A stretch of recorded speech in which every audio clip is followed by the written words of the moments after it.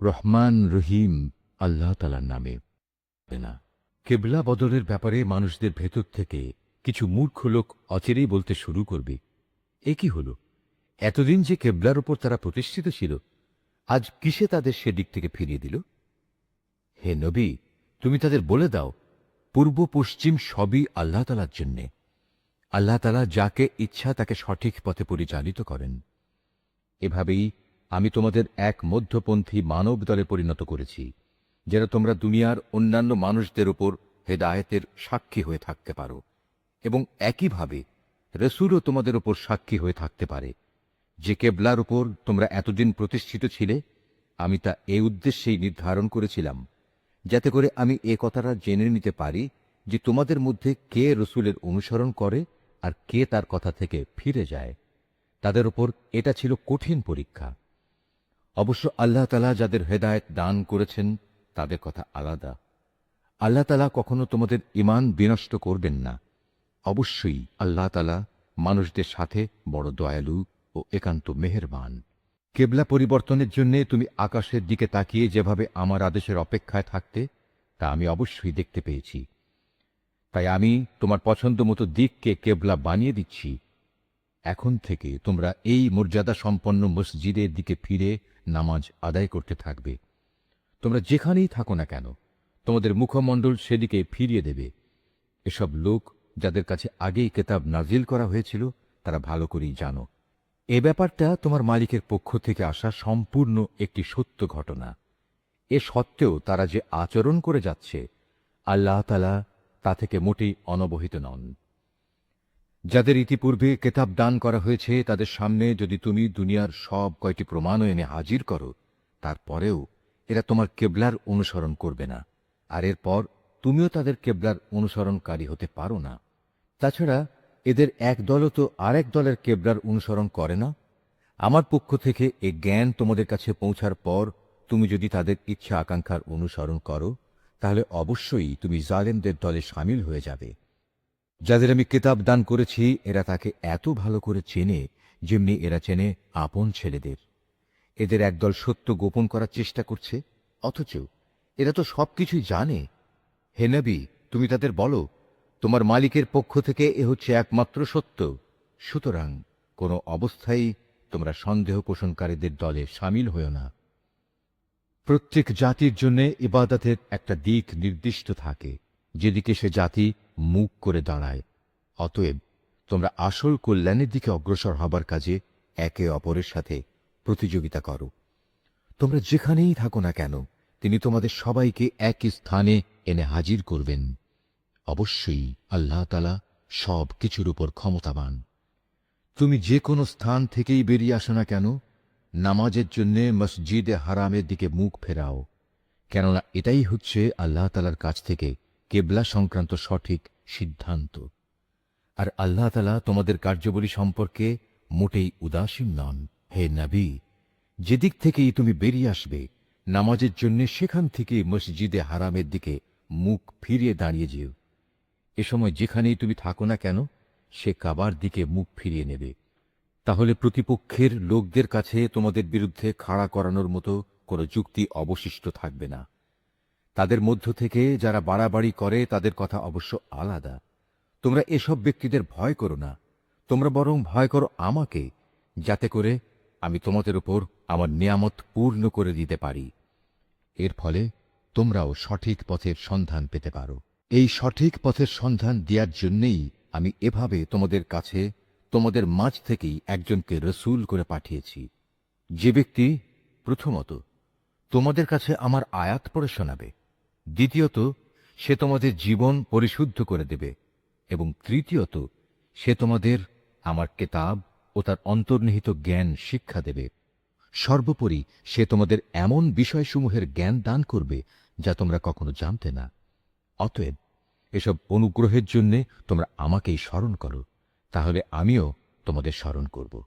তোমরা আমার কৃতজ্ঞতা আদায় করো এবং কখনো তোমরা আমার অকৃতজ্ঞ হইও না। হে মানুষ, তোমরা যারা ঈমান এনেছ, পরম ধৈর্য ও খালেস নামাজের মাধ্যমে তোমরা আমার কাছে সাহায্য প্রার্থনা করো। অবশ্যই আল্লাহ তাআলা ধৈর্যশীল মানুষদের সাথে আছেন।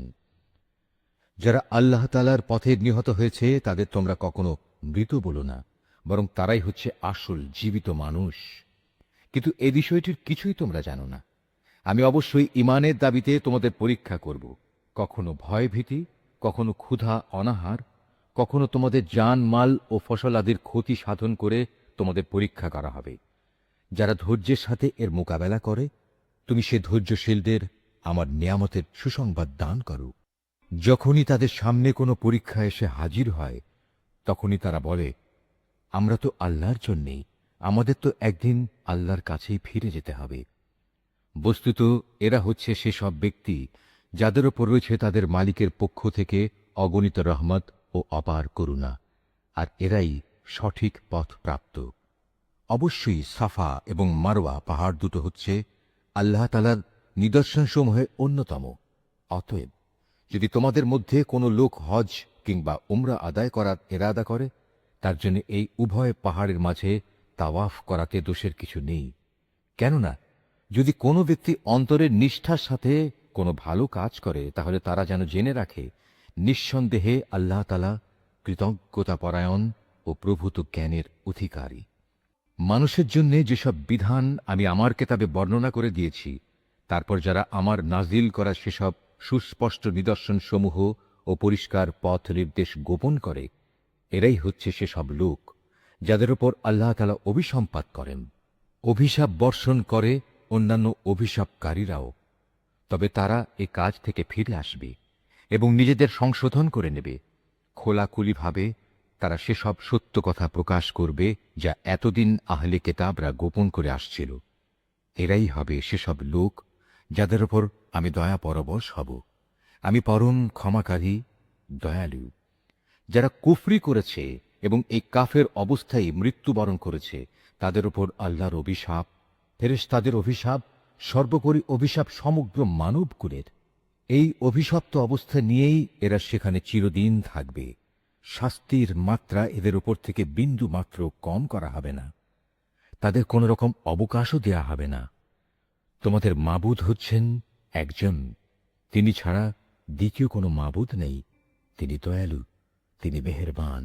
নিঃসন্দেহে আসমান জমিনের সৃষ্টির মাঝে, রাত দিনের এই আবর্তনের মাঝে, মহাসাগরে ভাসমান জাহাজসমূহে যা মানুষের জন্য কল্যাণকর দ্রব্য সামগ্রী নিয়ে ঘুরে বেড়ায়, এর সব কয়টিতে আল্লাহ তাআলার নিদর্শন মজুদ রয়েছে। আরও আছে আল্লাহ তাআলা আকাশ থেকে বৃষ্টি আকারে যা কিছু নাজিল করেন সেই বৃষ্টির পানির মাঝে। ভূমির নির্জীব হওয়ার পর তিনি এ পানি দ্বারা তাতে নতুন জীবন দান করেন। অতঃপর এই ভূখণ্ডে সব ধরনের প্রাণী তিনি আবির্ভাব ঘটান। অবশ্যই বাতাসের প্রবাহ সৃষ্টি করার মাঝে এবং সে মেঘমালা যা আসমান জমিনের মাঝে বশীভূত করে রাখা হয়েছে, তার মাঝে সুস্থ বিবেকবান সম্প্রদায়ের জন্য নিদর্শন রয়েছে। মানুষদের মাঝে কিছু সংখ্যক এমনও রয়েছে যে আল্লাহর বদলে অন্য কিছুকে তার সমকক্ষ মনে করে। তারা তাদের তেমনি ভালোবাসে যেমনটি শুধু আল্লাহ তাআলাকেই তাদের ভালোবাসা উচিত।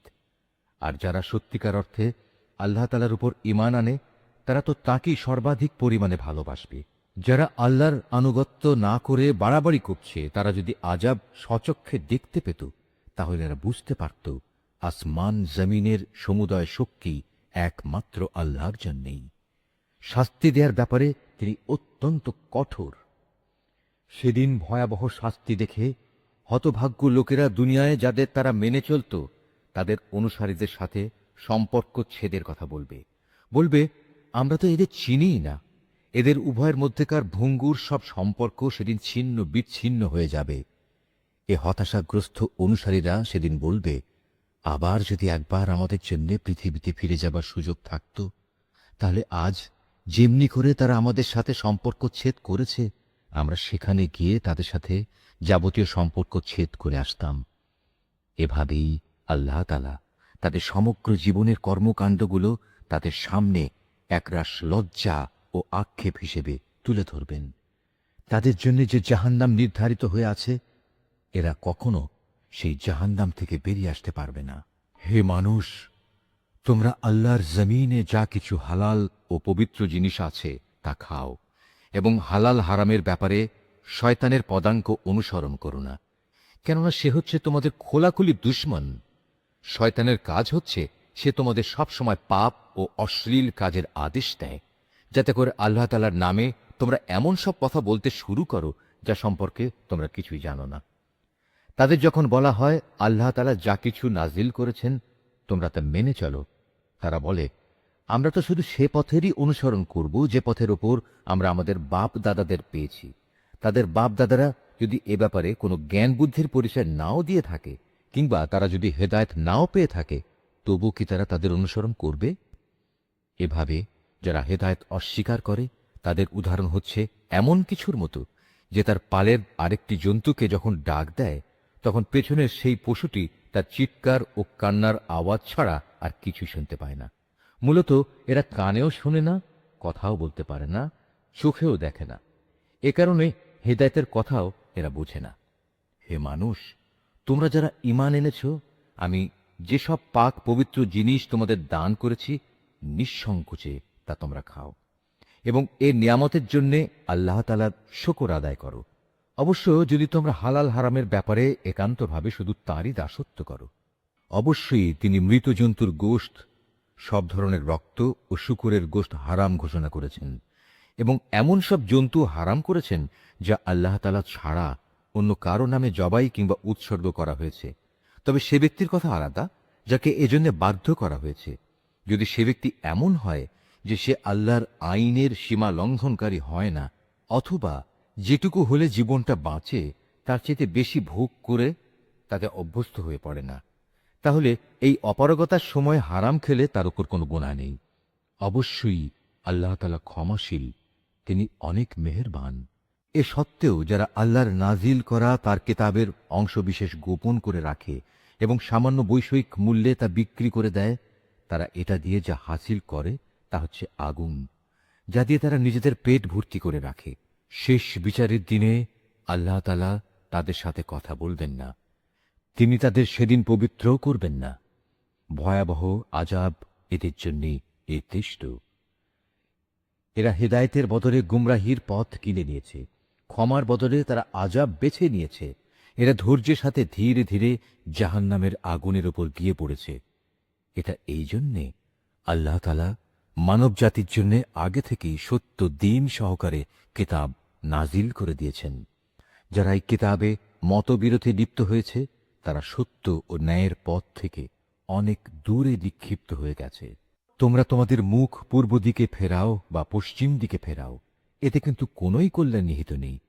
আসল নেকি হচ্ছে একজন মানুষ আল্লাহর উপর ঈমান আনবে, পরকালের উপর ঈমান আনবে ফেরেশতাদের উপর, আল্লাহর কিতাবের উপর, কিতাবের বাহক নবী রাসূলদের উপর, এবং আল্লাহর দেয়া মাল সম্পদ তাঁরই ভালোবাসা পাবার মানুষে আত্মীয় স্বজন, এতিম মিসকিন ও পথিক মুসাফিরের জন্য ব্যয় করবে। সাহায্যপ্রার্থী দুস্থ মানুষ, সর্বোপরি মানুষদের কয়েদ ও দাসত্বের বন্দী দশা থেকে মুক্ত করার কাজে অর্থ ব্যয় করবে, নামাজ প্রতিষ্ঠা করবে, দারিদ্র্য বিমোচনের জন্য যাকাত আদায় করবে। তাছাড়াও রয়েছে সেসব পুণ্যবান মানুষ যারা প্রতিশ্রুতি দিলে তা পালন করে, ক্ষুধা দারিদ্র্যের সময় ও দুর্দিনে ধৈর্য ধারণ করে। মূলত এরাই হচ্ছে সত্যবাদী এবং এরাই হচ্ছে প্রকৃত আল্লাহভীরু মানুষ। হে মানুষ, যারা ঈমান এনেছ, তোমাদের জন্য নরহত্যার কিসাস তথা প্রতিশোধ কিভাবে নিতে হবে তা নির্ধারণ করে দেয়া হয়েছে, এবং তা এই যে মৃত স্বাধীন ব্যক্তির বদলে স্বাধীন ব্যক্তি দণ্ডাজ্ঞা পাবে, দাসের বদলে পাবে দাস, নারীর বদলে নারীর উপর দণ্ড প্রযোজ্য হবে। অবশ্য যে হত্যাকারীকে যাকে হত্যা করা হয়েছে তার পরিবারের লোকেরা কিংবা তার ভাইয়ের পক্ষ থেকে ক্ষমা করে দেয়া হয়, তার ক্ষেত্রে কোনো ন্যায়ানুগ পন্থা অনুসরণ করে তা সম্পন্ন করতে হবে। এটা তোমাদের মালিকের পক্ষ থেকে দণ্ড হ্রাস করার উপায় এবং তার একটি অনুগ্রহ মাত্র। যদি কেউ এর পরেও বাড়াবাড়ি করে তাহলে তার জন্য কঠোর শাস্তি রয়েছে। হে বিবেকবান লোকেরা, আল্লাহর নির্ধারিত এই কিসাসের মাঝেই সত্যিকার অর্থে তোমাদের সমাজ ও জাতির জীবন নিহিত রয়েছে। আশা করা যায় অতঃপর তোমরা সতর্ক হয়ে চলবে। হে ঈমানদার লোকেরা, তোমাদের জন্য এই আদেশ জারি করা হয়েছে যে যদি তোমাদের মাঝে কোনো লোকের মৃত্যু এসে হাজির হয় এবং সে যদি কিছু সম্পদ রেখে যায়, তাহলে ন্যায়ানুগ পন্থায় তা বন্টনের কাজে তার পিতামাতা ও আত্মীয় স্বজনের জন্য ওসিয়তের ব্যবস্থা রয়েছে। এটা পরহেজগার লোকদের উপর একান্ত করণীয়। যারা তার এই ওসিয়ত শুনে নেওয়ার পর নিজেদের স্বার্থে তা পাল্টে নিল, তাদের জানা উচিত এটা বদলানোর অপরাধের দায়িত্ব তাদের উপরেই বর্তাবে। আল্লাহ তাআলা সবকিছুই শোনেন এবং সবকিছুই তার জানা। অবশ্য কারো যদি ওসিয়তকারীর কাছ থেকে এই ধরনের আশঙ্কা থাকে যে সে পক্ষপাতিত্ব করে কারো প্রতি অবিচার করে গেছে কিংবা কারো সাথে এর ফলে নাইনসাফি করা হয়েছে, তাহলে যদি সদিচ্ছা নিয়ে মূল বিষয়টি সংশোধন করে নেয়, এতে তার কোনো দোষ হবে না। আল্লাহ তাআলা বড়ই ক্ষমাশীল, মেহেরবান। হে মানুষ, তোমরা যারা ঈমান এনেছ, তোমাদের উপর রোজা ফরজ করে দেয়া হয়েছে, যেমনি করে ফরজ করা হয়েছিল তোমাদের পূর্ববর্তী লোকদের ওপর, যেন তোমরা এর মাধ্যমে আল্লাহকে ভয় করতে পারো। রোজা ফরজ করা হয়েছে কয়েকটি নির্দিষ্ট দিনের জন্যে। তারপরেও কেউ যদি সে দিনগুলোতে অসুস্থ হয়ে যায় কিংবা কেউ যদি তখন সফরে থাকে, সে ব্যক্তি সমপরিমাণ দিনের রোজা সুস্থ হয়ে গেলে অথবা সফর থেকে ফিরে এসে আদায় করে নেবে। এর পরেও যাদের ওপর রোজা একান্ত কষ্টকর হবে, তাদের জন্য এর বিনিময়ে ফিদিয়া থাকবে, এবং তা হচ্ছে একজন গরিব ব্যক্তিকে তৃপ্তি ভরে খাবার দেয়া। অবশ্য যদি কোনো ব্যক্তি এর চাইতে বেশি দিয়ে ভালো কাজ করতে চায়, তাহলে এ অতিরিক্ত কাজ তার জন্য হবে একান্ত কল্যাণকর। তবে এ সময় তোমরা যদি রোজা রাখতে পারো, তাই তোমাদের জন্য ভালো। তোমরা যদি রোজার উপকারিতা সম্পর্কে জানতে যে এতেই কল্যাণ রয়েছে। রোজার মাস এমন একটি মাস যাতে কোরআন নাজিল করা হয়েছে, আর এই কোরআন হচ্ছে মানব জাতির জন্য পথের দিশা, সৎ পথের সুস্পষ্ট নিদর্শন, মানুষদের জন্য হক বাতিলের পার্থক্যকারী। অতএব তোমাদের মধ্যে যে ব্যক্তি এ মাসটি পাবে, সে এ মাসে রোজা রাখবে। তবে যদি সে অসুস্থ হয়ে পড়ে কিংবা সফরে থাকে, সে পরবর্তী কোনো সময় গুনে গুনে সেই পরিমাণ দিন পূরণ করে নেবে।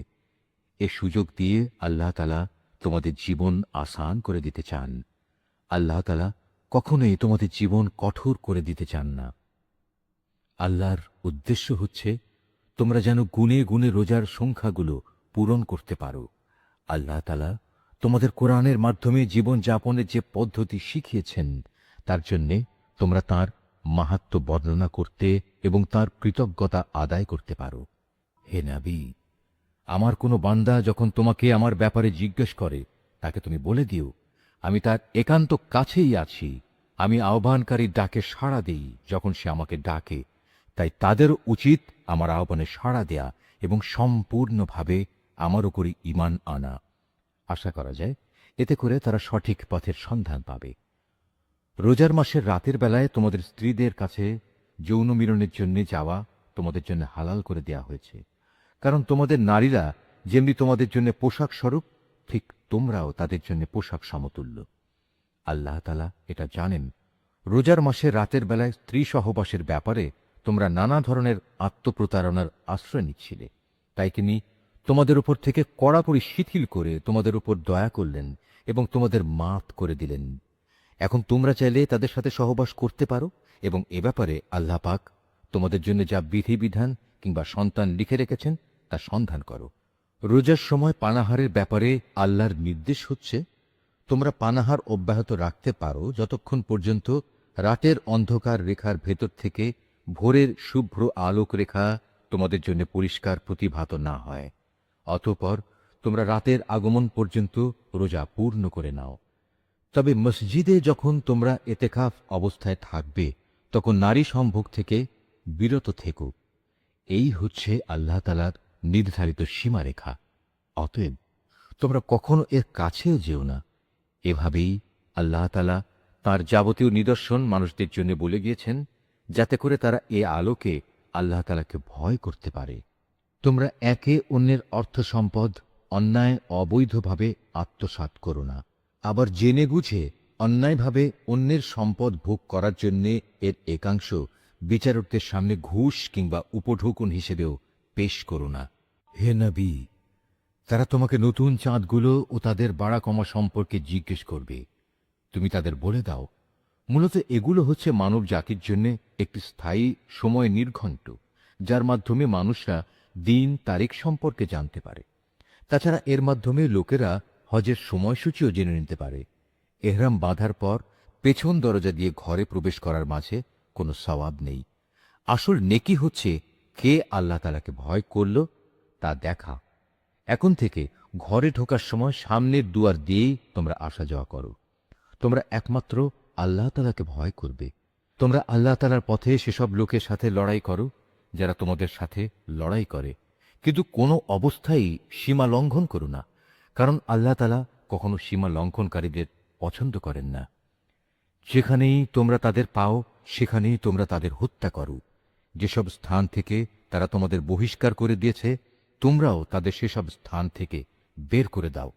জেনে রেখো, ফিতনা, ফাসাদ, দাঙ্গা হাঙ্গামা, নরহত্যার চাইতেও বড় অপরাধ তোমরা কাবা ঘরের পাশে কখনো তাদের সাথে যুদ্ধে লিপ্ত হলো না, যতক্ষণ পর্যন্ত তারা সেখানে তোমাদের আক্রমণ না করে।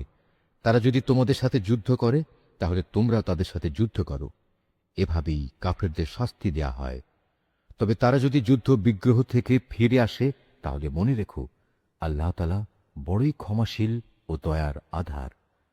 তোমরা তাদের সাথে লড়াই করতে থাকো যতক্ষণ না জমিন থেকে ফিতনা নির্মূল হয়ে যায় এবং আল্লাহর জমিনে আল্লাহর দেয়া জীবন ব্যবস্থা পূর্ণাঙ্গভাবে আল্লাহর জন্য নির্দিষ্ট হয়ে যায়। যদি তারা যুদ্ধ থেকে ফিরে আসে তবে তাদের সাথে আর কোনো বাড়াবাড়ি নয়। তবে হ্যাঁ, যারা নিজেরাই জালেম তাদের ওপর এটা প্রযোজ্য নয়। একটি সম্মানিত মাসের বদলেই একটি সম্মানিত মাস আশা করা যাবে। প্রয়োজনে এ সম্মানিত মাসসমূহেও প্রতিশোধ ব্যবস্থা বৈধ হবে। এ সময়ে যদি কেউ তোমাদের উপর হস্ত প্রসারিত করে তাহলে তোমরাও তাদের উপর তেমনি হস্ত প্রসারিত করে জবাব দাও। তবে সর্বদাই আল্লাহকে ভয় করতে থাকো। মনে রেখো, যারা অপরাধ থেকে বেঁচে থাকে আল্লাহ তাআলা তাদের সাথে রয়েছেন। আল্লাহর পথে অর্থ সম্পদ ব্যয় করো। অর্থ সম্পদ আঁকড়ে ধরে নিজেদের হাতেই নিজেদের ধ্বংসের অতলে নিক্ষেপ করো না, এবং তোমরা অন্য মানুষদের সাথে দয়া অনুগ্রহ করো। নিশ্চয়ই আল্লাহ তাআলা অনুগ্রহকারী ব্যক্তিদের ভালোবাসেন। আল্লাহ তাআলা সন্তুষ্টির জন্য হজ ও ওমরা সম্পন্ন করো।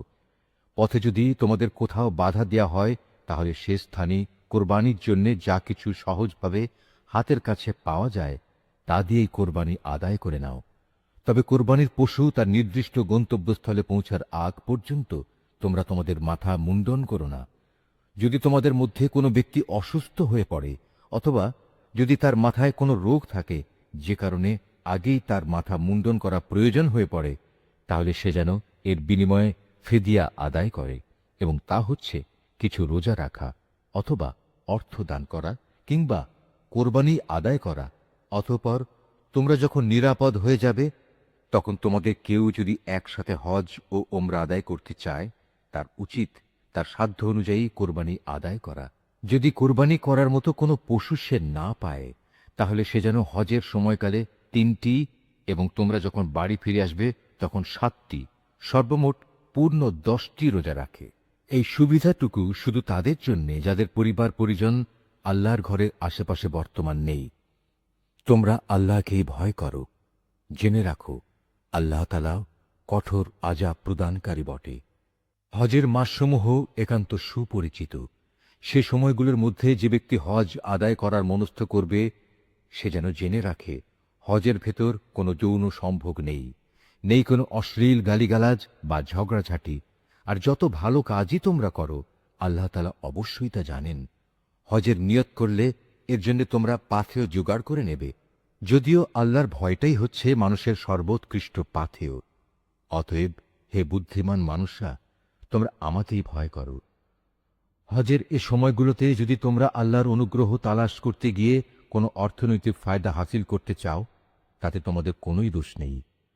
অতঃপর তোমরা যখন আরাফাতের ময়দান থেকে ফিরে আসবে তখন মুজদালাফায় মাশআরে হারামের কাছে এসে আল্লাহকে স্মরণ করবে, ঠিক যেমনি করে আল্লাহ তাআলা তোমাদের তাকে ডাকার পথ বলে দিয়েছেন তেমনি করে তাকে স্মরণ করবে। ইতিপূর্বে তোমরা আসলেই পথভ্রষ্টদের দলে শামিল ছিলে। তারপর তোমরা সে স্থান থেকে ফিরে এসো যেখান থেকে অন্য হজ পালনকারী ব্যক্তিরা ফিরে আসে। নিজেদের ভুল ভ্রান্তির জন্যে আল্লাহ তালার কাছে ক্ষমা প্রার্থনা করো। নিঃসন্দেহে আল্লাহ তালা গুনাহখাতা মাফ করে দেন, তিনি বড়ই দয়ালু। তোমরা তোমাদের হজের যাবতীয় আনুষ্ঠানিকতা শেষ করে নেবে, তখন এখানে বসে আগের দিনে যেভাবে তোমরা তোমাদের পূর্বপুরুষদের গৌরবের কথা স্মরণ করতে, তেমনি করে বরং তার চেয়ে বেশি পরিমাণে এখন আল্লাহকে স্মরণ করো। মানুষদের ভেতর থেকে একদল লোক বলে, হে আমাদের মালিক, সব ভালো জিনিস তুমি আমাদের এই দুনিয়াতেই দিয়ে দাও। বস্তুত যারা এ ধরনের কথা বলে তাদের জন্য পরকালে আর কোনো পাওনাই বাকি থাকে না। আবার এ মানুষদেরই আর এক দল বলে, হে আমাদের প্রতিপালক, এ দুনিয়ায়ও তুমি আমাদের কল্যাণ দান করো, পরকালেও তুমি আমাদের কল্যাণ দাও। সর্বোপরি তুমি আমাদের আগুনের আযাব থেকে নিষ্কৃতি দাও। এ ধরনের লোকদের তাদের নিজ নিজ উপার্জন মোতাবেক তাদের যথার্থ হিস্সা রয়েছে। আল্লাহ তাআলাই হচ্ছেন দ্রুত হিসাব গ্রহণকারী। হাতে গোনা হজের এ কয়টি দিনে বেশি পরিমাণে আল্লাহকে স্মরণ করো। হজের পর যদি কেউ তাড়াহুড়ো করে দুদিনের মধ্যে মিনা থেকে মক্কায় ফিরে আসে, তাতে যেমন কোনো দোষ নেই, তেমনি যদি কোনো ব্যক্তি সেখানে আরো বেশি অপেক্ষা করতে চায়, তাতেও কোনো দোষ নেই। এই নিয়ম হচ্ছে তার জন্যে যে আল্লাহকে ভয় করেছে। তোমরা শুধু আল্লাহ তাআলাকে ভয় করো এবং জেনে রাখো, একদিন তোমাদের তাঁর কাছেই জড়ো করা হবে। মানুষদের মাঝে এমন লোকও আছে পার্থিব জীবনে যার কথা তোমাকে খুবই উৎফুল্ল করবে। তার মনে যা কিছু আছে তার উপর সে আল্লাহ তাআলাকে সাক্ষী বানায়, কিন্তু এর প্রকৃত পরিচয় হচ্ছে সে ভীষণ ঝগড়াটে ব্যক্তি। আবার সে যখন আল্লাহর জমিনের কোথাও ক্ষমতার আসনে বসতে পারে, তখন সে নানা প্রকারে অশান্তি সৃষ্টি করতে শুরু করে। জমিনের শস্যক্ষেত্র বিনাশ করে, জীবজন্তুর বংশ নির্মূল করতে চায়। মূলত আল্লাহ তাআলা কখনো বিপর্যয় সৃষ্টিকারী মানুষদের পছন্দ করেন না। যখন তাকে বলা হয় ফিতনা ফাসাদ সৃষ্টি না করে তুমি আল্লাহ তাআলাকে ভয় করো, তখন তাকে মিথ্যা অহংকারে পেয়ে বসে, যা গুনার সাথে মেশানো থাকে। মূলত এ চরিত্রের লোকের জন্যে জাহান্নামই যথেষ্ট, আর তা হচ্ছে একান্ত নিকৃষ্টতম ঠিকানা। এ মানুষদের ভেতর আবার এমন কিছু লোকও রয়েছে যারা আল্লাহ তাআলার এতটুকু সন্তুষ্টি লাভের জন্যে নিজের জীবন পর্যন্ত বিক্রি করে দেয়। আল্লাহ তাআলা এ ধরনের বান্দাদের প্রতি সত্যিই অনুগ্রহশীল।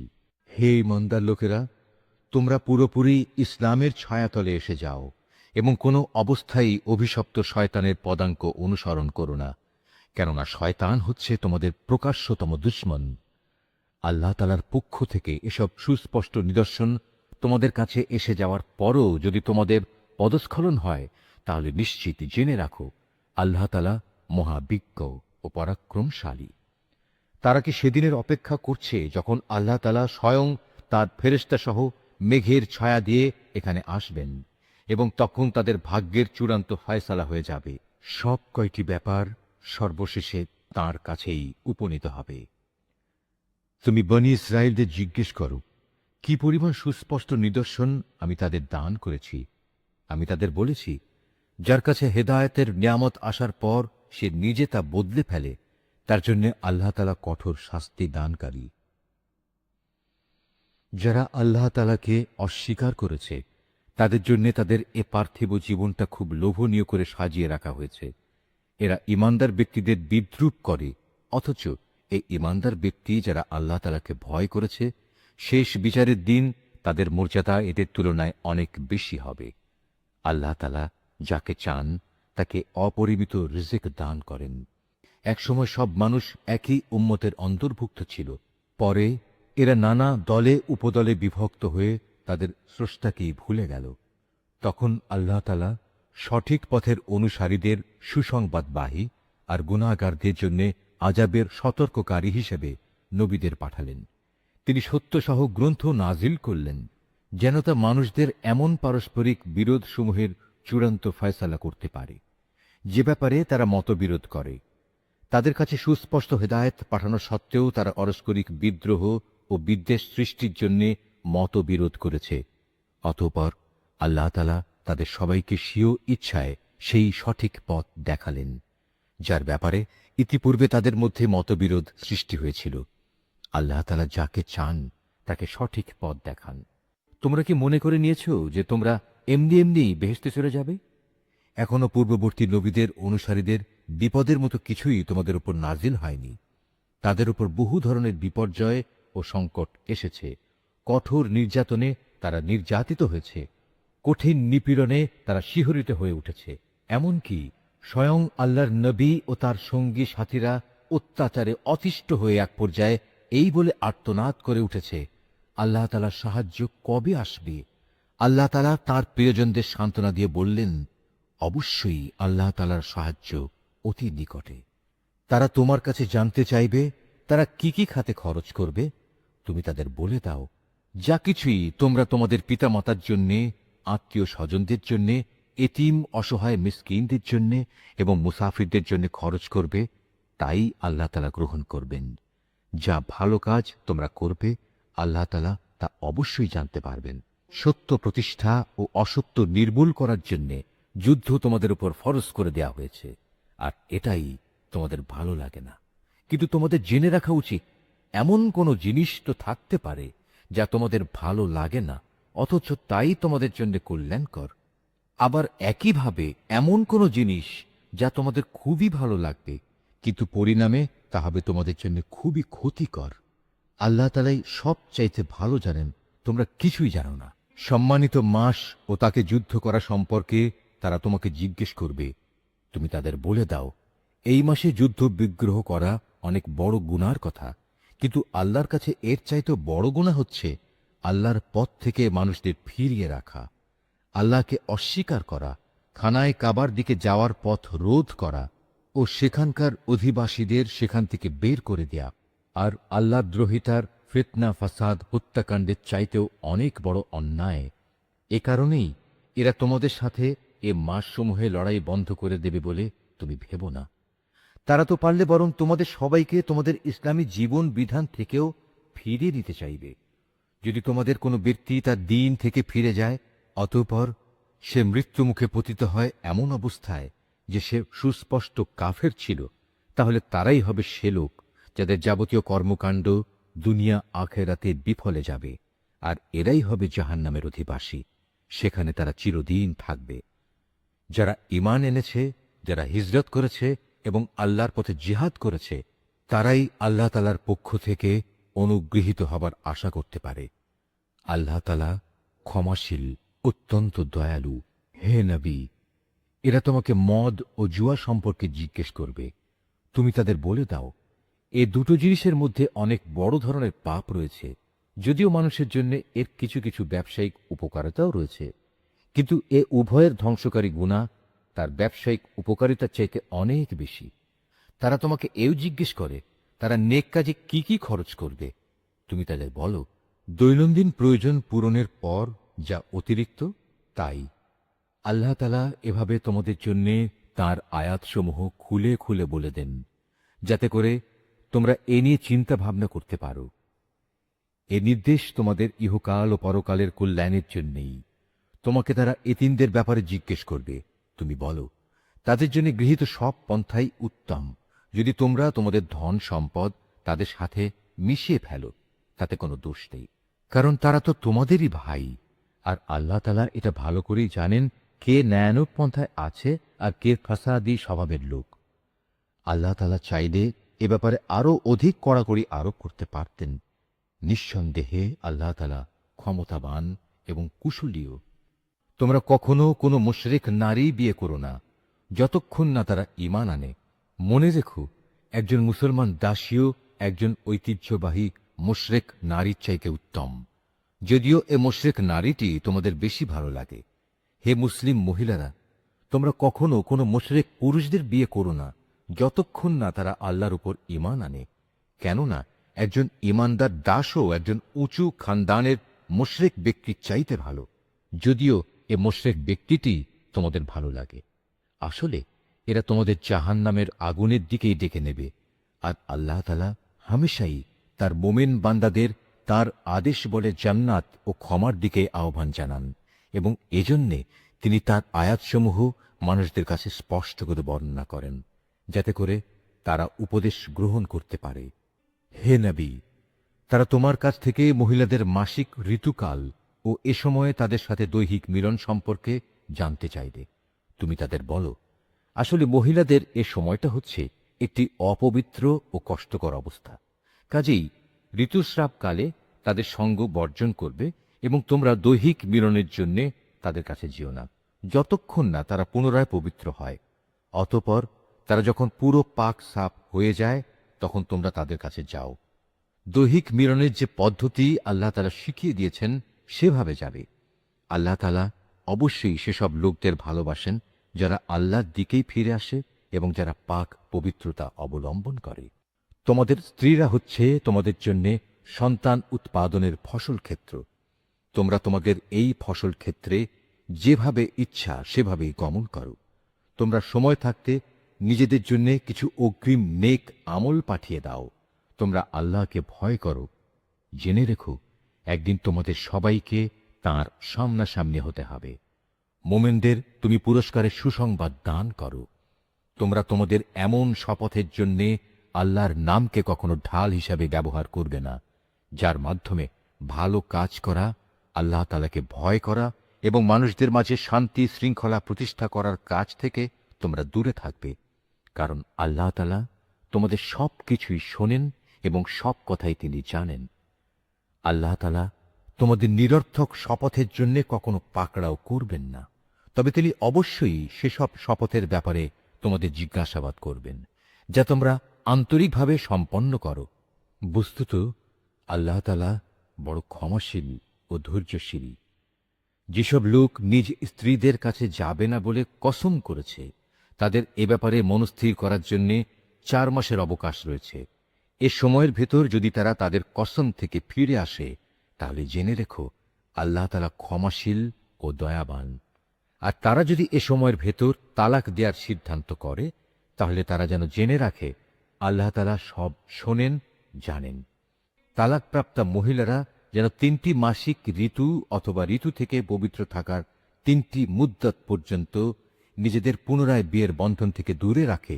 তাদের গর্ভে আল্লাহ তাআলা যা কিছু সৃষ্টি করেছেন তা গোপন করা কোনো অবস্থায় তাদের পক্ষে ন্যায়সঙ্গত হবে না, যদি তারা আল্লাহর উপর এবং পরকালের উপর ঈমান আনে। এ সময়ের ভেতর তাদের ফিরিয়ে নেয়ার ব্যাপারে তাদের স্বামীরা অবশ্য বেশি অধিকারী, যদি তারা উভয়ে পরস্পর মিলেমিশে চলতে চায়। পুরুষদের উপর নারীদের যেমন ন্যায়ানুগ অধিকার রয়েছে, তেমনি রয়েছে নারীদের উপর পুরুষের অধিকার। পারিবারিক ভরণ পোষণের দায়িত্বের কারণে তাদের উপর পুরুষের মর্যাদা একমাত্রা বেশি রয়েছে। আল্লাহ তাআলা বিপুল ক্ষমতার মালিক, তিনি পরম কুশলী। তালাক 2 বার মাত্র উচ্চারণ করা যেতে পারে। তৃতীয়বারের আগেই হয় সম্মান মর্যাদার সাথে তাকে ফিরিয়ে আনতে হবে, অথবা সহৃদয়তার সাথে তাকে চলে যেতে দেবে। তোমাদের জন্য এটা কোনো অবস্থায় ন্যায়সঙ্গত নয় যে বিয়ের আগে যা কিছু তোমরা তাদের দিয়েছ তা তাদের থেকে ফিরিয়ে নেবে। তবে আল্লাহর নির্দিষ্ট সীমারেখার ভেতরে থেকে স্বামী স্ত্রী একত্রে জীবন কাটাতে পারবে না এমন আশঙ্কা যদি দেখা দেয়, তখন আলাদা হয়ে যাওয়াটাই উত্তম। এমন অবস্থায় যদি তোমাদের ভয় হয় যে এরা আল্লাহর বিধানের গণ্ডির ভেতর থাকতে পারবে না, তাহলে স্ত্রী যদি স্বামীকে কিছু বিনিময় দেয় এবং তার গিয়ে বিচ্ছেদ ঘটিয়ে নেয়, তাহলে তাদের উভয়ের উপর এটা কোনো দূষণীয় বিষয় হবে না। জেনে রাখো, এটা হচ্ছে আল্লাহর নির্ধারিত সীমারেখা, তা কখনো অতিক্রম করো না। আর যারা আল্লাহর দেয়া সীমারেখা লঙ্ঘন করে, তারা হচ্ছে সুস্পষ্ট জালেম। যদি সে তাকে তালাক দিয়েই দেয়, তাহলে তারপর এ স্ত্রী তার জন্য আর বৈধ হবে না। হ্যাঁ, যদি তাকে অপর কোনো স্বামী বিয়ে করে এবং নিয়ম মাফিক তাকে তালাক দেয় এবং পরবর্তী পর্যায়ে তারা যদি সত্যি মনে করে তারা এখন স্বামী স্ত্রীর অধিকার সম্পর্কে আল্লাহর সীমারেখা মেনে চলতে পারবে, তাহলে পুনরায় বিয়ে বন্ধনে ফিরে আসাতে তাদের উপর কোনো দোষ নেই। এটা হচ্ছে আল্লাহর বেঁধে দেওয়া সীমারেখা। যারা এ সম্পর্কে অবগত আছে, আল্লাহ তাআলা তাদের জন্য এই নির্দেশ সুস্পষ্ট করে পেশ করে। যখন তোমরা স্ত্রীদের তালাক দাও এবং তারা যখন তাদের অপেক্ষার সময় ইদ্যত পূর্ণ করে নেয়, তখন হয় মর্যাদার সাথে তাদের ফিরিয়ে আনো, নতুবা ভালোভাবে তাদের বিদায় করে দাও। শুধু কষ্ট দেওয়ার উদ্দেশ্যে কখনো তাদের আটকে রেখো না। একে তোমরা আল্লাহর নির্ধারিত সীমারেখাই লঙ্ঘন করবে। আর যে ব্যক্তি এমন কাজ করে, সে প্রকারান্তরে নিজের উপরই জুলুম করে। সাবধান, আল্লাহর নির্দেশসমূহকে কখনো হাসি তামাশার বস্তু মনে করো না। স্মরণ করো, তোমরা ছিলে অজ্ঞ। আল্লাহ তাআলা তোমাদের উপর হেদায়েতের বাণী পাঠিয়ে নিয়ামত দান করেছেন। শুধু তাই নয়, তিনি তোমাদের জন্য জ্ঞান ও যুক্তিপূর্ণ কিতাব নাজিল করেছেন, যা তোমাদের দৈনন্দিন জীবনের নিয়ম কানুন বাতলে দেয়। অতএব তোমরা আল্লাহকে ভয় করো এবং জেনে রাখো, তিনি তোমাদের যাবতীয় কাজকর্ম সম্পর্কে সম্পূর্ণ ওয়াকিবহাল রয়েছেন। যখন তোমরা তোমাদের স্ত্রীদের তালাক দিয়ে দাও, অতঃপর তালাকপ্রাপ্ত স্ত্রীরাও তাদের নির্ধারিত অপেক্ষার সময় ইদ্যত পালন শেষ করে নেয়, তখন তোমরা তাদের পছন্দমতো স্বামীদের সাথে বিয়ের ব্যাপারে বাধা দিও না। যদি তারা বিয়ের জন্য সম্মানজনকভাবে কোনো ঐক্যমত্যে পৌঁছে থাকে, তোমাদের ভেতর যারা আল্লাহ তাআলা ও পরকালীন জীবনের ওপর বিশ্বাস স্থাপন করে, তাদের এ আদেশই দেয়া হচ্ছে। মূলত এটা তোমাদের জন্য অধিক সম্মানের এবং অনেক পবিত্র কর্মধারা, কারণ আল্লাহ তাআলা জানেন তোমরা কিছুই জানো না। মায়েদের পুরো 2 বছরই সন্তানকে বুকের দুধ খাওয়ানো উচিত। এ নিয়ম তার জন্যে যে চায় সন্তানের দুধ খাওয়ানো পুরো মাত্রায় আদায় করুক। সন্তানের পিতা দুধ খাওয়ানোর জন্য মায়েদের সম্মানজনক ভরণ পোষণ সুনিশ্চিত করবে। কোনো ব্যক্তির উপর তার সাধ্যাতীত বোঝা চাপিয়ে দেয়া যাবে না। পিতার সঙ্গতির কথা ভাবতে গিয়ে দেখতে হবে মায়েরাও যেন আবার নিজ সন্তান নিয়ে বেশি কষ্টে না পড়ে যায়, এবং পিতাকেও যেন সন্তান জন্ম দেওয়ার কারণে অযথা কষ্টে পড়ে যেতে না হয়, সেটাও খেয়াল রাখতে হবে। সন্তানের পিতার অবর্তমানে তার উত্তরাধিকারীদের ওপর সন্তানের জন্মদাত্রী মায়ের অধিকার এভাবেই বহাল থাকবে। তবে কোনো পর্যায়ে পিতামাতা যদি পারস্পরিক সম্মতি ও পরামর্শের ভিত্তিতে আগেভাগেই সন্তানের দুধ ছাড়িয়ে নিতে চায়, তাতেও তাদের উপর কোনো দোষের কিছু নেই। তোমরা যদি নিজেদের বদলে অন্য কাউকে সন্তানের দুধ খাওয়ানোর জন্য নিয়োগ করতে চাও, এবং যদি দুগ্ধদাত্রীর পাওনা যথাযথভাবে বুঝিয়ে দেয়া হয়, তাতেও কোনো গুনাহ নেই। সর্বাবস্থায় আল্লাহ তাআলাকে ভয় করো এবং জেনে রেখো, তোমরা যা কিছুই করো আল্লাহ তাআলা তার সব কিছুই দেখতে পান। তোমাদের মধ্যে যারা মৃত্যু মুখে পতিত হয় এবং তারা যদি তাদের স্ত্রীদের জীবিত রেখে যায়, সে অবস্থায় স্ত্রীরা যদি বিয়ে করতে চায়, তাহলে তারা তাদের নিজেদের 4 মাস 10 দিন পর্যন্ত সময় বিয়ে থেকে বিরত থাকবে। অপেক্ষার এ সময়টুকু যখন তারা পূরণ করে নেবে, তখন নিজেদের বিয়ের ব্যাপারে তারা ন্যায়ানুগ পন্থায় যা ইচ্ছা তাই করতে পারবে, এবং এ বিষয়টিতে তাদের ওপর কোনো গুনাহ নেই। মূলত তোমরা যে যাই করো না কেন, আল্লাহ তাআলা সব কাজেরই খবর রাখেন। এমনকি সে অপেক্ষার সময় শেষ হওয়ার আগেও তোমরা কেউ যদি তাকে বিয়ে করার জন্য পয়গাম পাঠাও, কিংবা তেমন কোনো ইচ্ছা যদি তোমরা নিজেদের মনের ভেতর লুকিয়েও রাখো, তাতেও তোমাদের উপর কোনো দোষ নেই, কেননা আল্লাহ তাআলা এটা ভালো করেই জানেন। তাদের কথা অবশ্যই তোমরা বারবার মনে করবে, কিন্তু সাবধান, আড়ালে আপনাদের থেকে গোপনে তাদের বিয়ের কোনো প্রতিশ্রুতি দিও না। তাদের সাথে কখনো তোমাদের কথা বলতে হলে তা বলবে সম্মানজনক পন্থায়, আর ইদ্যত অপেক্ষার শরীয়ত সম্মত সময় শেষ হবার আগে কখনো তার সাথে বিয়ের সংকল্প করো না। জেনে রেখো, তোমাদের মনের সব ইচ্ছা অভিসন্ধির কথা কিন্তু আল্লাহ তাআলা ভালো করেই জানেন। অতএব তোমরা একমাত্র তাঁর থেকেই সতর্ক হও, এবং একথাও জেনে রেখো, আল্লাহ তাআলা অত্যন্ত ধৈর্যশীল, মহান ক্ষমাশীল। স্ত্রীদের শারীরিকভাবে স্পর্শ করা কিংবা তাদের জন্য মোহরের কোনো অঙ্ক নির্ধারণের আগেই যদি তোমরা তাদের তালাক দাও, তাতে শরীয়তের দৃষ্টিতে তোমাদের উপর কোনো গুনাহ নেই। এ পরিস্থিতিতে মোহরের কোনো অঙ্ক নির্ধারিত না হলেও তাদের ন্যায়ানুগ পন্থায় কিছু পরিমাণ অর্থ আদায় করে দেবে। ধনী ব্যক্তির উপর থাকবে নিজ ক্ষমতা অনুযায়ী, এবং গরিব ব্যক্তির উপর থাকবে তার সঙ্গতি অনুযায়ী। এটা নেককার লোকদের উপর আরোপিত স্ত্রীদের একটি অধিকার বটে। যদি এমন হয় তোমরা তাদের শারীরিকভাবে স্পর্শ করনি, কিন্তু মোহরের অঙ্ক নির্ধারিত করে নিয়েছ, এমতাবস্থায় যদি তোমরা তাদের তালাক দাও, তাহলে তাদের জন্য থাকবে নির্ধারিত মোহরের অর্ধেক পরিমাণ, যা আদায় করে দিতে হবে। হ্যাঁ, তালাকপ্রাপ্তা স্ত্রী নিজের থেকে যদি তোমাদের তা মাফ করে দেয়, কিংবা যে স্বামীর হাতে বিয়ের বন্ধন রয়েছে সে যদি স্ত্রীকে নির্দিষ্ট পরিমাণের বেশি দিয়ে অনুগ্রহ দেখাতে চায়, তাহলে তা হবে আল্লাহ ভীতিরও একান্ত কাছাকাছি। কখনো একে অপরের প্রতি দয়া ও সহৃদয়তা দেখাতে ভুলো না, কারণ তোমরা কে কি কাজ করো তার সবকিছুই আল্লাহ তাআলা পর্যবেক্ষণ করছেন। তোমরা নামাজ সমূহের উপর গভীরভাবে যত্নবান হও, বিশেষ করে মধ্যবর্তী নামাজ, এবং আল্লাহর জন্য বিনীতভাবে দাঁড়িয়ে থাকো। অতঃপর যদি তোমরা ভীতিপ্রদ কোনো অবস্থার সম্মুখীন হও, তখন প্রয়োজনে তোমরা নামাজ পড়বে পায়ের উপর দাঁড়িয়ে কিংবা সওয়ারির উপর থাকা অবস্থায়। তারপর তোমরা যখন নিরাপদ হয়ে যাবে, তখন আল্লাহ তাআলাকে স্মরণ করো, যেভাবে আল্লাহ তাআলা তাকে স্মরণ করার নিয়ম শিখিয়েছেন, যার কিছুই তোমরা ইতিপূর্বে জানতে না। তোমাদের মধ্যে থেকে যদি কেউ মৃত্যুমুখে পতিত হয় এবং সে বিধবা স্ত্রীদের রেখে যায়, তার উত্তরসূরিদের জন্য তার ওসিয়ত থাকবে যেন তারা 1 বছর পর্যন্ত তাদের স্ত্রীদের ব্যয়ভার বহন করে। কোনো অবস্থায় যেন তার ভিটেমাটি থেকে তাকে বের করে দেয়া না হয়।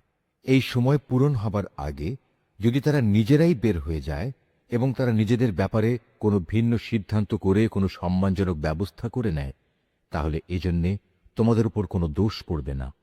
আল্লাহ তাআলা সবার উপর শক্তিশালী, তিনি বিজ্ঞ কুশলীও। স্বামীদের উপর তালাকপ্রাপ্তা মহিলাদের জন্য ন্যায়সঙ্গত ভরণ পোষণের দায়িত্ব থাকবে। আল্লাহ তাআলাকে যারা ভয় করে, এটা তাদের উপর আরোপিত দায়িত্ব। এভাবেই আল্লাহ তাআলা তাঁর আয়াতগুলো তোমাদের জন্য সুস্পষ্ট করে বলে দিয়েছেন, যাতে করে তোমরা বুঝতে পারো। তুমি কি তাদের পরিণতি দেখোনি, যারা মৃত্যুর ভয়ে নিজেদের ভিটেমাটি ছেড়ে বেরিয়ে এসেছিল, অথচ তারা সংখ্যায় ছিল হাজার হাজার। তাদের এ কাপুরুষোচিত আচরণে রুষ্ট হয়ে আল্লাহ তাআলা তাদের বললেন, তোমরা নিপাত হয়ে যাও। অতঃপর একসময় তাদের বংশধররা সাহসিকতার সাথে জালেমের মোকাবেলা করল। আল্লাহ তাআলা তাদের পুনরায় সামাজিক ও রাজনৈতিক জীবন দান করলেন। আল্লাহ তাআলা এ ধরনের সাহসী মানুষদের উপর সর্বদাই অনুগ্রহশীল। কিন্তু মানুষদের অধিকাংশই এজন্য আল্লাহর কৃতজ্ঞতা আদায় করে না। অতএব হে মুসলমানরা, কাপুরুষতা না দেখিয়ে তোমরা আল্লাহর পথে লড়াই করো এবং একথা ভালো করে জেনে রাখো, আল্লাহ তাআলা যেমন সব শোনেন, তেমনি তিনি সবকিছু জানেনও। তোমাদের মধ্যে থেকে কে এমন হবে যে আল্লাহকে উত্তম ঋণ দেবে? যে কেউই আল্লাহকে ঋণ দেবে, সে যেন জেনে রাখে আল্লাহ তাআলা ঋণের সে অঙ্ক তার জন্য বহু গুণ বাড়িয়ে দেবেন। আল্লাহ তাআলা কাউকে ধনী আবার কাউকে গরিব করে দেন, আর সবশেষে তোমাদের ধনী গরিব সবাইকে তো একদিন তার কাছেই ফিরে যেতে হবে। তুমি কি বনী ইসরাইল দলের কতিপয় নেতা সম্পর্কে চিন্তা করনি, যখন তারা মুসার আগমনের পর তদানীন্তন নবীর কাছে বলেছিল, আমাদের জন্য একজন বাদশা ঠিক করে দাও, যেন তার সাথে আমরা আল্লাহর পথে লড়াই করতে পারি। আল্লাহর নবী তাদের বলল, তোমাদের অবস্থা আগের লোকদের মতো এমন হবে না তো, যে আল্লাহ তাআলা তোমাদের লড়াইয়ের আদেশ দেবেন এবং তোমরা লড়াই করবে না? তারা বলল, আমরা কেন আল্লাহর পথে লড়ব না, বিশেষ করে যখন আমাদের নিজেদের বাড়ি ঘর থেকে আমাদের বের করে দেয়া হয়েছে, আমাদের ছেলে মেয়েদেরও বের করে দেয়া হয়েছে। অতঃপর যখন সত্যি সত্যি তাদের আল্লাহর পক্ষ থেকে যুদ্ধের আদেশ দেয়া হলো, তখন কতিপয় সাহসী বান্দা ছাড়া তাদের অধিকাংশই ময়দান ছেড়ে পালিয়ে গেছে। আসলে আল্লাহ তাআলা জালেমদের ভালো করেই জানেন। তাদের নবী তাদের বলল, আল্লাহ তাআলা তালুতকে তোমাদের উপর বাদশা নিযুক্ত করে পাঠিয়েছেন। একথা শুনে তারা বলল, তার কি অধিকার আছে যে আমাদের উপর রাজত্ব করার? বাদশাহীর অধিকার বরং তার চাইতে আমাদেরই বেশি রয়েছে। তাছাড়া অর্থ প্রাচুর্যও তো তার বেশি নেই। আল্লাহর নবী বলল, শাসন ক্ষমতার জন্যে আল্লাহ তাআলা তাকেই বাছাই করেছেন এবং এ কাজের জন্যে তার শারীরিক যোগ্যতা ও জ্ঞান প্রতিভা আল্লাহ তাআলা বাড়িয়ে দিয়েছেন। আসলে আল্লাহ তাআলা যাকে চান তাকেই তার রাজ ক্ষমতা দান করে থাকেন। তার ভাণ্ডার অনেক প্রশস্ত। আল্লাহ তাআলা যাকে চান তাকেই রাজত্ব দেন। আল্লাহ তাআলা প্রাচুর্যময় ও মহাবিজ্ঞ। তাদের নবী তাদের আরো বলল, আল্লাহ তাআলা যাকে পাঠাচ্ছেন তার বাদশাহীর অবশ্যই একটা চিহ্ন থাকবে, এবং তা হচ্ছে সে তোমাদের সামনে হারানো সিন্দুকটি এনে হাজির করবে। এতে তোমাদের জন্য আল্লাহর পক্ষ থেকে সান্ত্বনা ও প্রশান্তির বিষয় থাকবে। তাছাড়া এই অমূল্য সিন্দুকে মুসা ও হারুনের পরিবার পরিজনের কিছু রেখে যাওয়া জিনিসপত্রও থাকবে। আল্লাহ তাআলার নির্দেশে তার ফেরেশতারা এই সিন্দুক তোমাদের জন্য বহন করে আনবে। যদি তোমরা বিশ্বাস স্থাপন করো, তাহলে তোমরা দেখবে এ সব কিছুতে তোমাদের জন্য এক ধরনের নিদর্শন রয়েছে। রাজত্ব পেয়ে তালুত নিজ বাহিনী নিয়ে যখন এগিয়ে গেল, তখন সে তার লোকদের বলল, আল্লাহ তাআলা একটি নদীর পানি দিয়ে তোমাদের পরীক্ষা করবেন। যদি তোমাদের মধ্যে কেউ এর পানি পান করে, তাহলে সে আর আমার দলভুক্ত থাকবে না, আর যে ব্যক্তি তা খাবে না, সে অবশ্যই আমার দলভুক্ত থাকবে। তবে কেউ যদি তার হাত দিয়ে সামান্য এক আঁজলা পানি খেয়ে নেয়, তা ভিন্ন কথা। অতঃপর সেখানে গিয়ে হাতে গোনা কয়েকজন লোক ছাড়া আর সবাই তৃপ্তি ভরে পানি পান করল। এ কয়জন লোক যারা তার কথায় তার সাথে ঈমান এনেছিল, তারা এবং তালুত যখন নদী পার হয়ে এগিয়ে গেল, তখন তারা নিজেদের দীনতা দেখে বলে উঠল, হে আল্লাহ, আজ জালুত এবং তার বিশাল বাহিনীর মোকাবেলা করার শক্তি আমাদের নেই। এ সময় তাদেরই সাথী বন্ধুরা, যারা জানত তাদের আল্লাহর সামনে হাজির হতে হবে, তারা বলল, ইতিহাসে এমন অনেকবারই দেখা গেছে আল্লাহর সাহায্য নিয়ে একটি ক্ষুদ্র দলও বিশাল সেনাবাহিনীর উপর জয়ী হয়েছে। কেননা আল্লাহ তাআলা ধৈর্যশীলদের সাথেই থাকেন। তারপর যখন সে তার সৈন্য নিয়ে মোকাবেলা করার জন্য দাঁড়াল, তখন তারা আল্লাহর কাছে সাহায্য চেয়ে বলল, হে আমাদের মালিক, তুমি আমাদের সবরের তৌফিক দান করো, দুশমনের মোকাবেলায় আমাদের কদম অটল রাখো এবং অবিশ্বাসী কাফেরদের মোকাবেলায় তুমি আমাদের সাহায্য করো। লড়াইয়ের ময়দানে তারা তাদের পর্যুদস্ত লাঞ্ছিত করে দিল এবং দাউদ আল্লাহর সাহায্য নিয়ে জালুতকে হত্যা করল। আল্লাহ তাআলা তাকে দুনিয়ার রাজত্ব দান করলেন এবং তাকে রাজ ক্ষমতা চালানোর কৌশল শিক্ষা দিলেন। আল্লাহ তাআলা তাকে নিজ ইচ্ছা মতো আরো বহু বিষয়ে জ্ঞান দান করলেন।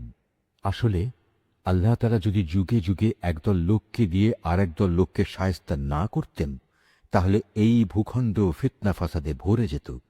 কিন্তু আল্লাহ তাআলা তা চাননি, কেননা আল্লাহ তাআলা এ সৃষ্টিকুলের উপর বড়ই অনুগ্রহশীল। এ কিতাবে বর্ণিত এসব ঘটনা হচ্ছে আল্লাহর এক একটা নিদর্শন মাত্র, যা যথাযথভাবে আমি তোমাকে শুনিয়েছি। এর কোনো ঘটনাই তো তুমি জানতে না। তুমি অবশ্যই আমার পাঠানো নবী রসুলদের একজন। নিশ্চয়ই আল্লাহ যা বলেছেন সত্য বলেছেন।